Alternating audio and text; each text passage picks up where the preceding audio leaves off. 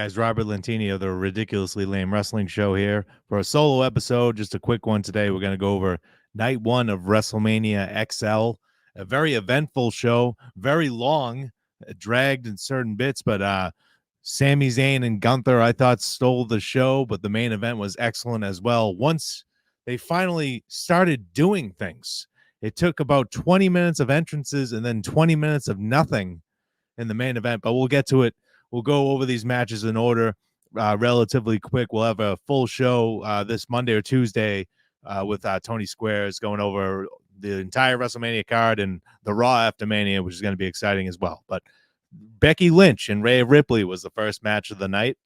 Rhea Ripley has been dominant since becoming champion at WrestleMania 39. She defeated Charlotte Flair last year in Los Angeles and defeated another member of the Four Horsewomen tonight. Becky Lynch was battling strep throat. They made mention of that on commentary. She gave it everything she had, back and forth match, but it was a riptide on the turnbuckle, followed up by another riptide in the middle of the ring for Rhea Ripley to retain. Very fun match. Rhea Ripley is one of those stars that I don't see any reason to take the belt off her anytime soon. Have a Gunther-like reign, but on she has the major title and on Raw. So I have no idea where they go next. Maybe Liv Morgan challenges her.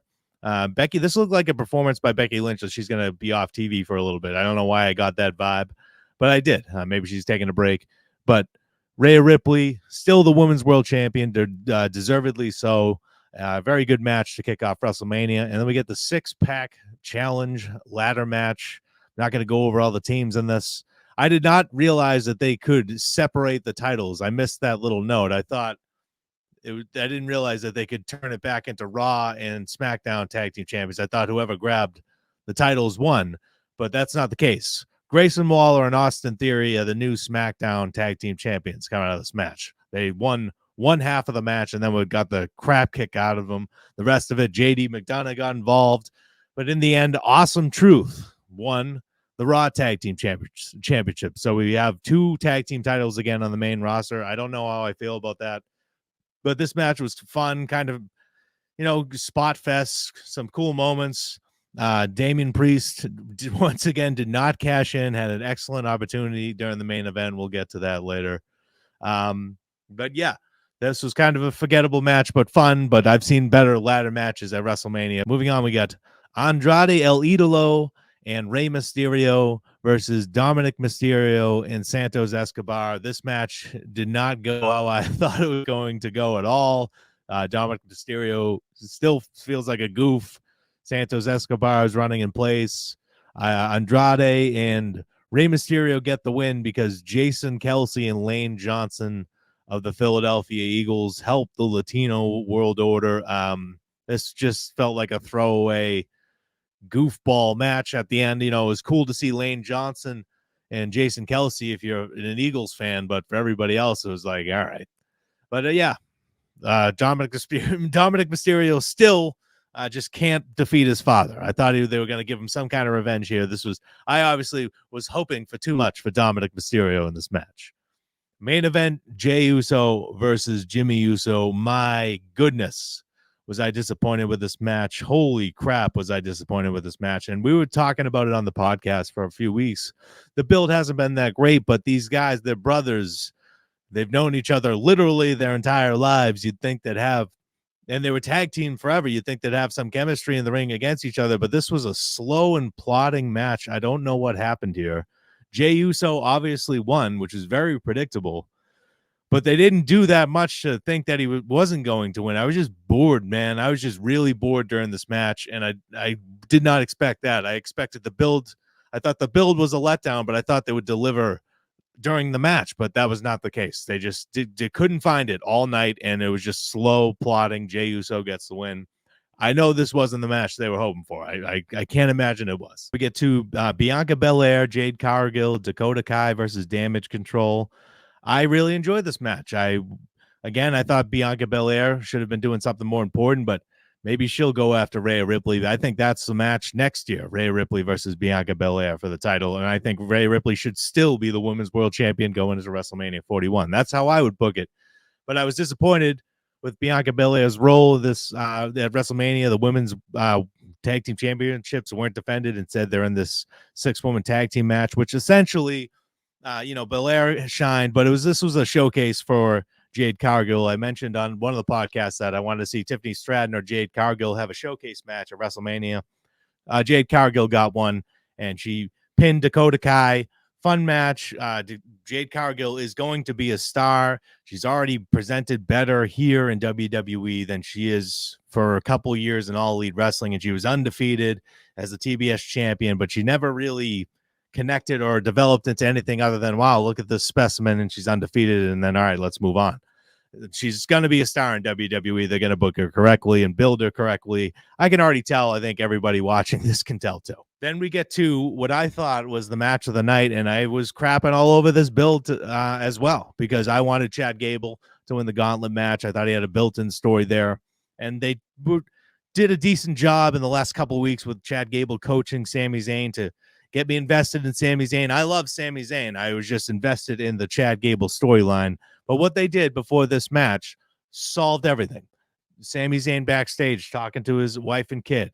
He talks to Chad Gable. Chad Gable says, I'm not coming out there tonight with you. You can do this on your own. That was cool. And then we get to the moment, one of my favorite moments of the night, to be honest. Sami Zayn turns the corner. I love the shot they have of the backstage of the superstars walking up towards the entrance.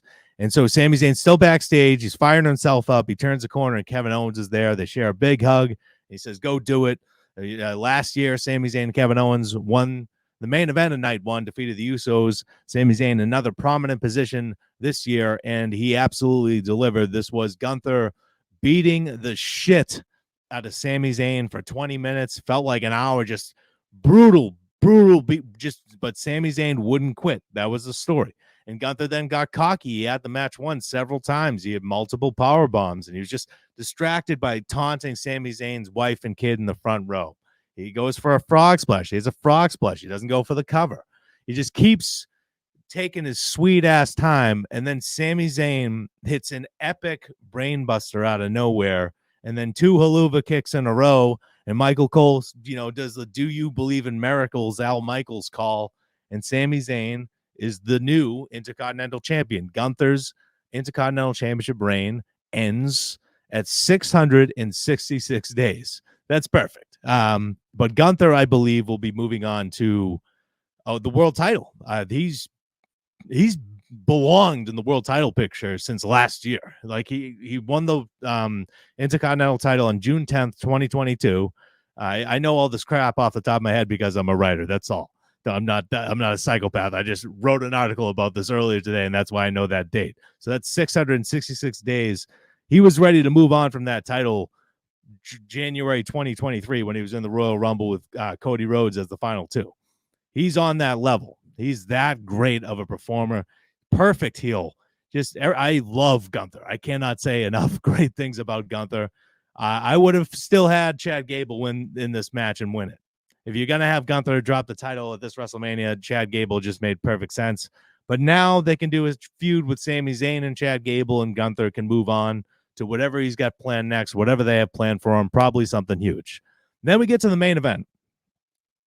Just to paint a picture here, I think it was around 9:45 Eastern, or maybe 9:50 when that Gunther-Sami match ended. Cody Rhodes, their entrances didn't start for another 12 minutes. So just 12 minutes of filler. We got Adam Pearce and Nick Aldis announcing the attendance. We're here, but playing that Weekend song 48 times in a row, so it never gets out of your head. It's stuck in your head for the rest of your damn life. And then we get to Cody Rhodes and Seth Rollins' entrance. Cody Rhodes gets a great pop. We do the woes. We do the posing in the ring. Then we get the Seth Rollins, the whoa, whoa, whoa. And he's just standing in the ring, and then the crowd singing, going on and on and on forever. They're standing around in the ring, going on. Then we get to The Rock's entrance. He ascends from flames, this great thing. 5 minutes for this man to get to the ring. Then we get to Roman Reigns' entrance, another 4.5 minutes. 17 minutes of entrances, around 16.5 minutes of entrances. Then we get to the ring introductions. They milked the hell out of that. We're standing there waiting for them to start this match. Finally, the bell rings. but they don't lock up. They got to stare at each other for 5 more minutes because this is an epic moment. But, all of that is great. The pageantry, all of that is warranted, but you got to cut it in half with the time. My God, we go from 9:50 to 10:20 until we get an actual wrestling move on WrestleMania. That's a little ridiculous. But then the match started, and it was incredibly slow for about 10 to 15 minutes, and I was getting frustrated. Not going to lie. I was getting frustrated. I'm like, when is this going to pick up? Then everything turned into magic. Roman Reigns goes for a spear on Cody Rhodes. Cody gets out of the way, or Seth shoves him out of the way, I believe. He spears The Rock. The Rock sells the spear hilariously, like he got shot. It was awesome. Then we get battle outside the ring. Cody Rhodes hits The Rock with a rock bottom outside the ring. You think this is over. You think Cody Rhodes and Seth Rollins are going to win. They got Roman Reigns isolated. Cody Rhodes hits him with multiple crossroads. He's going for another one. The Rock hits Cody Rhodes with the weight belt. And then The Rock tags in. He demands to be tagged in. Reigns says, all right. He hits the people's elbow and pins Cody Rhodes clean in front of his mother. It shocked me. I don't know why I did not expect that. I expected Cody Rhodes to win tonight. I don't know why. I was wrong. I expected Cody Rhodes to win tonight and have a clean match, but I think what Tony Square said on the podcast is right. If it's bloodline rules, Cody Rhodes is going to assemble the Avengers. And then we're going to have, I don't know who's going to be showing up tonight, but it'd be cool to see Dustin Rhodes, Goldust. He's in AEW, but it'd be cool to see him backing up Cody. He's saying tons of tweets saying, fuck you, Rock, online and whatever he can. But I have no idea where they're going with night 2 with the bloodline rules. We're probably going to have The Rock ringside. The Rock's going to be involved tomorrow night. But overall, this was a fun show.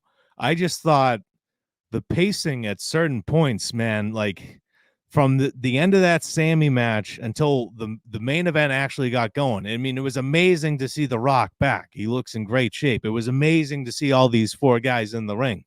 But boy, they milked the hell out of it. And I was just like, will you do something? And I was like, it finally erupted when Roman Reigns locked in a headlock on Seth Rollins. I didn't like Roman Reigns and Seth Rollins starting it off either. What were like Cody and The Rock? But overall, they delivered in the end. Very fun show. I'm looking forward to night 2. So we'll see you guys then. Subscribe if you haven't, and thank you for watching.